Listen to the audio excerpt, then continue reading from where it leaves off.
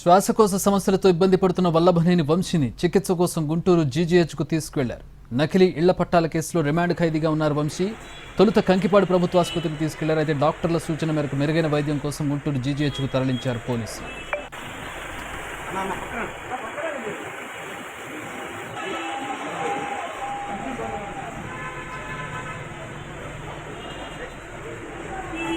శ్వాసకోశ సమస్యలతో ఇబ్బంది పడుతున్నారు వల్లభనేని వంశీ. ఆయన చికిత్స కోసం గుంటూరు జీజీహెచ్కు తీసుకెళ్లారు.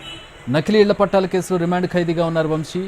తొలుత కంకిపాడు ప్రభుత్వ ఆసుపత్రికి తీసుకెళ్లారు. అయితే డాక్టర్ల సూచన మేరకు మెరుగైన వైద్యం కోసం జీజీహెచ్కు తీసుకొచ్చారు.